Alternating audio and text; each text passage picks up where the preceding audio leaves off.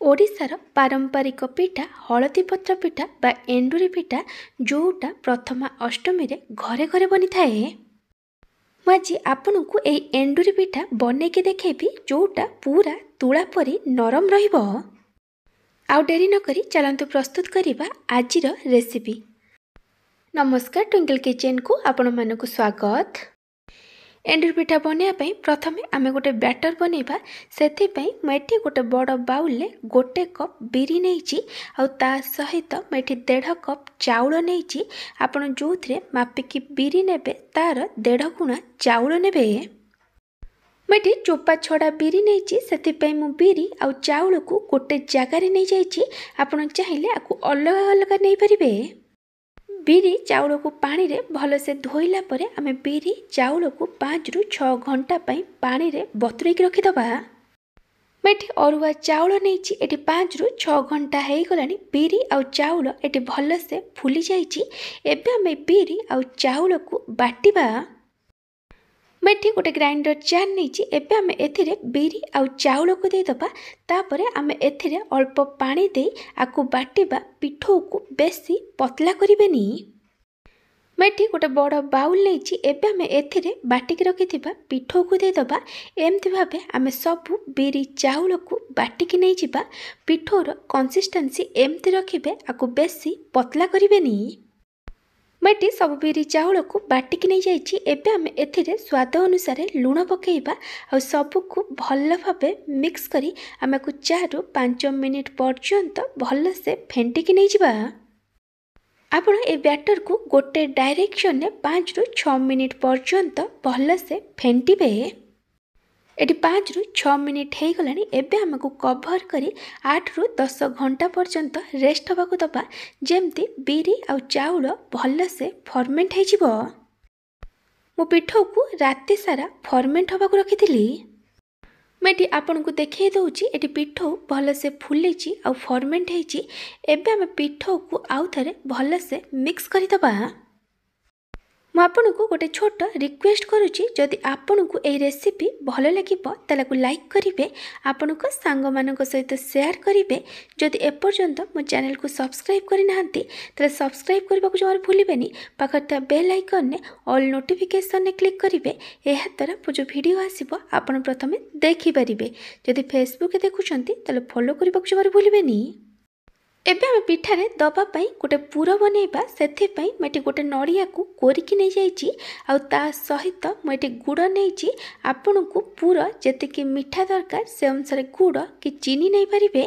मेटी 3टा गुजराती को छेचिकी नहीं जाइए आ गोटे छोट चामच गोलमरीच गुंड नहीं। आपन टेस्ट हिसाब रे गोलमरीच गुंड नेबे।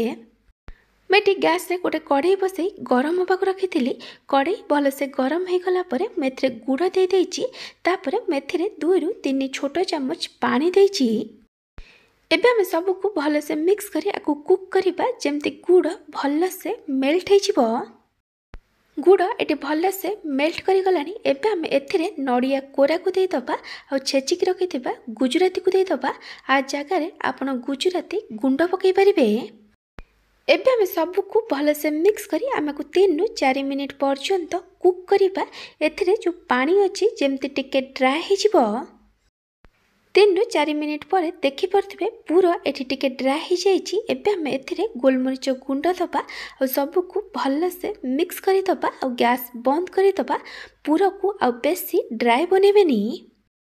ए नड़िया पूरा एटी रेडी हो जाइए। एबे हम गोटे प्लेट रे काढ़ी दबा आ ए पूरा को टिके ठंडा हवा को दबा। एंडुरी पिठार बास्ना तो यही हलदी पत्र रु आसताए। मेटी हलदी पत्र को भल से धोईकी नहीं जाइए। एबे हम ये हलदी पत्र को काटिबा। आपण जो साइज रो पिठा बनेबा को चाहुचंती सेम साइज रो ए हलदी पत्र को काटिकी नहीं जिबे।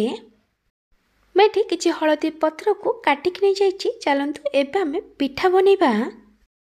पिठा बनइबा पई मेटी गोटे हलदी पत्र नहीं। एबे आमे एथिरे 1 रु 1.5 चामच बैटर को दे दबा और बैटर को पत्र ऊपर टिके स्प्रेड करि दबा। बैटर को बेसी पतला कि बेसी मोटा करी स्प्रेड करेंगे। तापर आम जो पुर बन के रखी पिठार मझीरे से पुर को देदबा। पुरर क्वांटिटी टिके अधिक रखिए ताहले पिठा खाइबापई भल लगे। तापर आपको एमती फोल्ड करदे। मुझे गोटे छणा नहीं मो पिठा को यही छणारे सिझेबी से पिठा को यही छणारे रखीदे। आपड़ चाहिए पिठा को इडली छांचरे सिझे पारे। एमती भाव आम बाकी सब पिठा को बनईदबा। मुझे आपण को आउ गोटे पिठा बनईकी देखे दूची। बैटर कंसिस्टेंसी आपण एमती टिके बहलिया रखिए नहले बैटर पत्रु बाहरी जीव। एमती भावे मुझे आउ किछि पिठा को बनई देइछि। चलतु एबे आमे ए पिठा को सिझेबा। पिठा को सिझापी मुझे गोटे कड़ाई रे किछि पानी दे गरम होगा रखी। पानी भल से फुटीगला मुझे छणा को रखी दउछि। तापरे आमे को कवर करी हाई फ्लेम रे 5 मिनिट पर्यंत कुक करिबा। तापरे लो फ्लेम रे 8 रु 10 मिनिट पर्यंत कुक करिबा। आपण चाहिए आपको इडली छांचरे भी सिझे पारे। 14 रु 15 मिनिट पर मुझे घोड़णी काढ़ी देइछि। जदि पत्र एमती पिठारू भल से बाहरी जाउथबो तामाने ए पिठा भल से सिझी जाइछि। एबे आमे इंडक्शन बंद करिदबा आ पिठा को टिके ठंडा हबकु दबा। पिठा टिके ठंडा हला परे मेठी आपण को पत्ररू काढ़ी देखै दउछि। ए पिठा बहुत नरम बनिछि। आपण ए रेसिपी को जगार देखुंत कमेंट सेक्शन में जनइबे। जदि आपण को ए एंडुरी पिठार रेसिपी भल लगी को लाइक करेंगे। आपण सांग मानक सहित शेयर करेंगे। जदि एपर्यंत मो चैनल को सब्सक्राइब करना तेरे सब्सक्राइब करने को जमार भूलें। पाखर था बेल आइकन ने ऑल नोटिफिकेशन ने क्लिक करेंगे। यह द्वारा मो जो वीडियो आसो आपण प्रथमे देखिपारे। जदि फेसबुक देखुंत फॉलो करने को जमार भूलें। Thank you for watching.